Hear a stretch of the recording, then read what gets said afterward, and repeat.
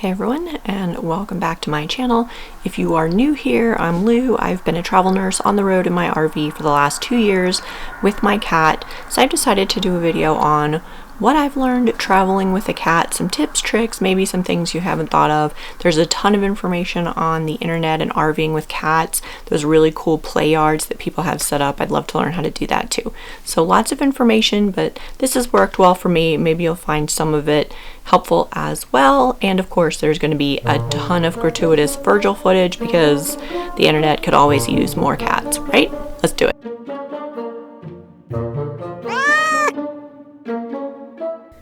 So I got Virgil from a Craigslist ad for kittens free to a good home almost 2 years ago when I was on contract in Spokane.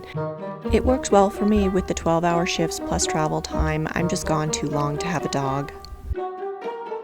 Cats can be just as snuggly and cuddly as dogs are, and it's always nice to come home to somebody who's happy to see you. My first tip would be to make sure your cat has access to windows so they can see the outdoors. If you already are familiar with cats, most of us are, you know they'll knock your stuff off of any surface that they want to get to. So I just like to make sure I've got some space carved out for Virgil where he can lay in the sunlight and see out the windows, even if the weather is kind of on the rough side. That way he can just watch the world go by and it keeps him happy.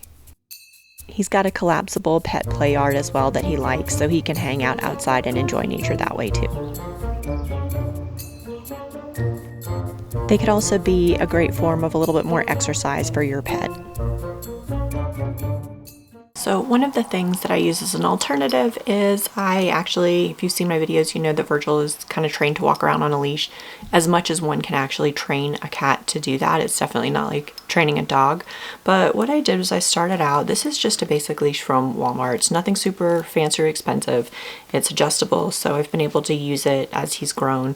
I just started putting it on the floor with some catnip and did that for a few days, let him get used to it. Then transitioned into putting it on him with some treats or a little bit of canned food, some kind of positive reinforcement, and continued to do that.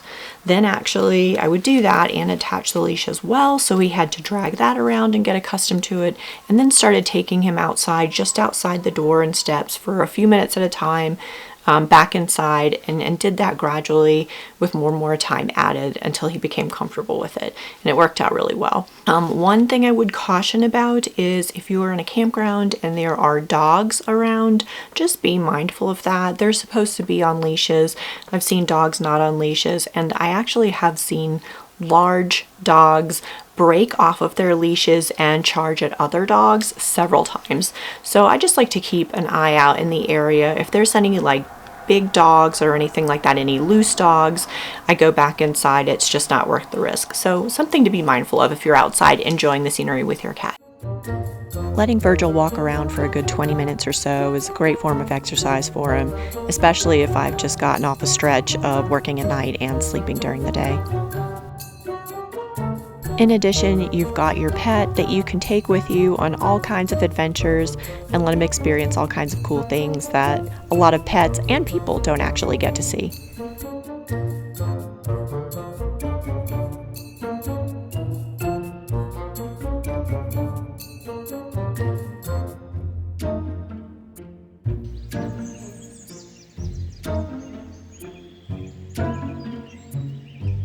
Stimulation and engagement.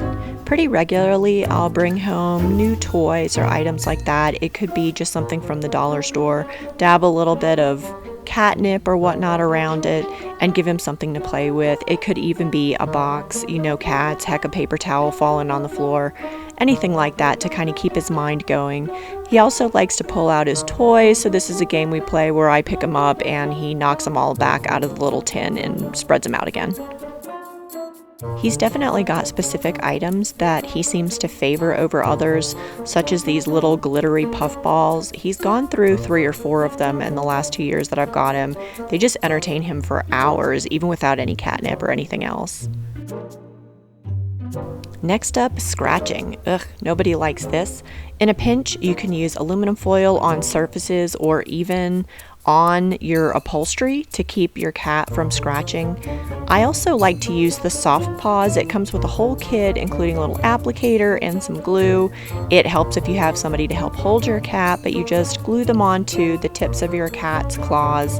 It's humane and it keeps them from being able to tear up your interiors. The big question, where's the litter box? I found that the space underneath my bed, used for storage, actually perfectly fits his litter box very well.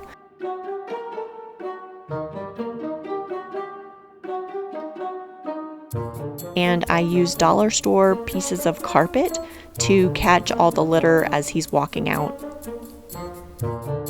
I've also had no trouble finding boarding facilities if I was going to be gone a little bit longer than a few days on the road, so that's an option too.